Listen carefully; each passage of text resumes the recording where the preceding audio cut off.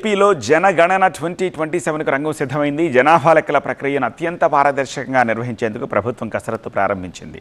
ఇందులో భాగంగా అధికారుల నియామకానికి సంబంధించిన జీవో విడుదల చేసింది.